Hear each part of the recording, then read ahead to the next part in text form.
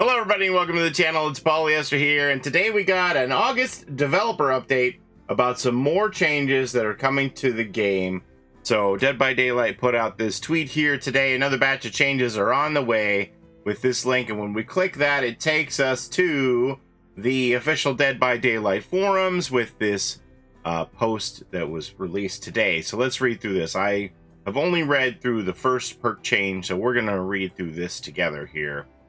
Earlier this month, we launched our largest balance patch to date, making changes to 40 perks, including the meta and various base game mechanics. With such a major shakeup, we have been keeping an extra close eye on feedback and performance since the update released to ensure that nothing gets out of hand. Now that we've had a chance to see how things play out, we have prepared our first follow-up round of changes to fine-tune the balance.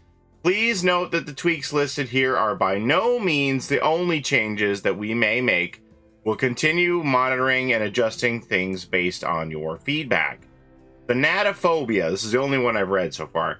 Following the mid-chapter update, Banatophobia quickly rose in popularity, and it's easy to see why. Between the increased numbers on the perk itself and the longer baseline generator repair times, Banatophobia now slows down generators pretty significantly, particularly with killers who have an easier time keeping multiple survivors injured, for example, the Legion and the Plague, etc.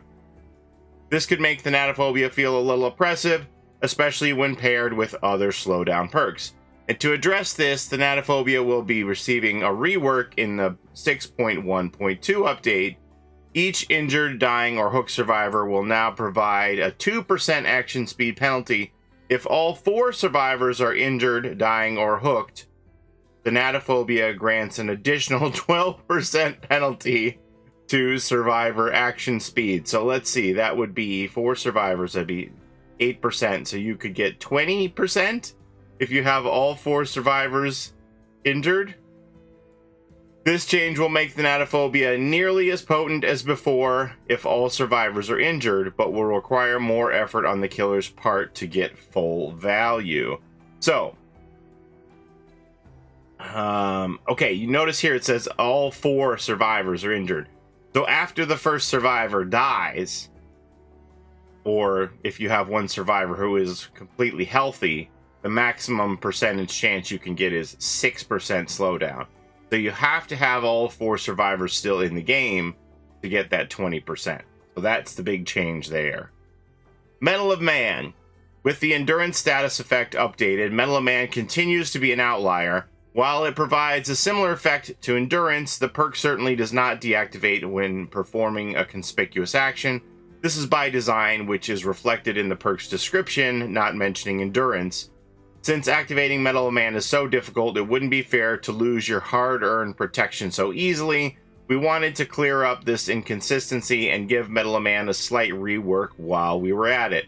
Taking 2 protection hits will now activate Mettle of Man, granting the endurance status effect. While the endurance effect is active, your aura will be revealed to the killer when they are further than 16 meters away. Like other endurance effects, performing a conspicuous action will cause it to deactivate prematurely, and it will not protect you from entering the dying state if you already have deep wounds. With this change, Mettle of Man will now work exactly like other endurance perks, forcing the survivor to make a choice between saving their Mettle of Man and working on generators. Since this will make it a little weaker, we've reduced the number of protection hits required to compensate. The aura reading effect is also active immediately rather than after you heal, allowing the killer to anticipate Mettle of Man and plan for it accordingly. We believe these changes will make the perk both easier to use and more interesting to play around. Pain Resonance, Merciless Storm, and Dead Man Switch. Pain Resonance was changed such that it no longer forces survivors to momentarily stop repairing the generator. This effectively prevented the perk from activating Dead Man Switch on its own, and the killer would need to chase him off generators manually. However, this change caused an unexpected combination to appear. Since this new version allowed the survivors to continue working on the generator, Merciless Storm would continue spawning an excessive amount of skill checks, nearly 40, after the generator regresses. To remedy this, we are restoring Pain Resonance's generator interruption, though the killer will still not receive a notification. This will cause Merciless Storm to no longer combo with Pain Resonance. That said, this would bring back the combo of Pain Resonance and Deadman Switch. Therefore, we'll be reducing the duration of Deadman Switch to 30 seconds in order to make the perk combo less oppressive than it previously was. What was Deadman Switch currently? The Clown. The Clown is currently affected by a bug which allows him to retain the haste effect from his Afterpiece antidote permanently. To prevent this from being exploited, we've recently kill switched the Clown, preventing him from being played. In 6.1.2, this issue is now resolved and the Clown will be available to play once again. Don't believe it. Don't believe it. The Clown is out in the world protesting in front of the behavior offices. We saw him ourselves in front of the offices when we were in Montreal last week. This is a cover-up. It's a cover-up. This story about the haste effect is flim-flam. It's not true. See for yourself.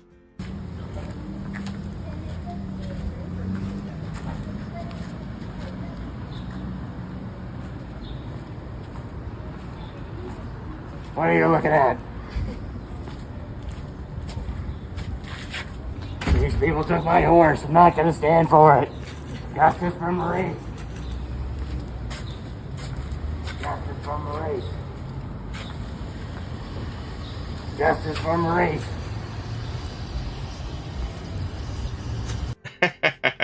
Okay, next we have Orange Glyphs. Tome 12 Discordance includes the all-new Orange Glyph challenges. We've seen some reports of motion sickness caused by the swirling VFX after interacting with these glyphs. Alongside the 6.1.2 update, we'll be temporarily swapping out these glyph challenges for a different one while we retool the visuals. If you've already completed this challenge, don't worry. The challenge will remain completed. The Orange Glyph is expected to return with improved effects in the following update. I kind of like the Orange Glyph, honestly. It gave me focus because it was like looking through a little tunnel. But yeah, a lot of people did complain about the Orange Glyph effects. They hated it, but I kind of liked it. Alright, so that one's on back burner for now. Matchmaking incentives. Matchmaking incentives reward you with additional blood points for playing whichever role is in demand at the time. And when the mid-chapter launched, these incentives were not working as intended, granting 100% bonus blood points to survivors at all times, including when there were more survivors playing than killers. Yeah, that's true.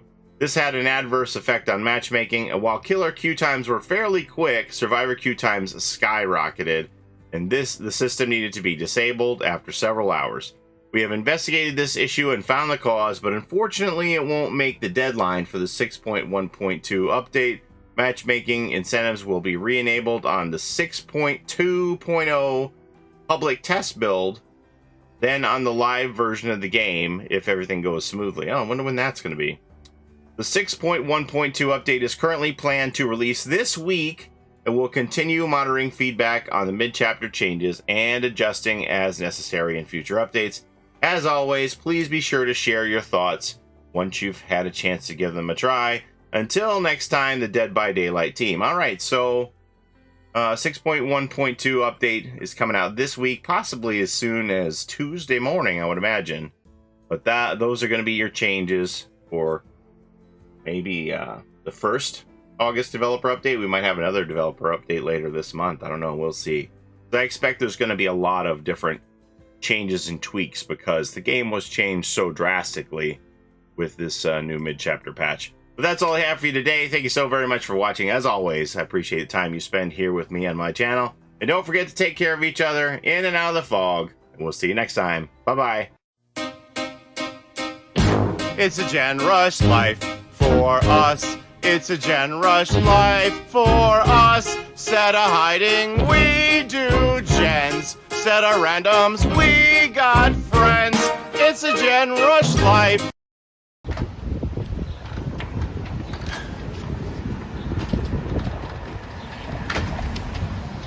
Hey, what's this all about?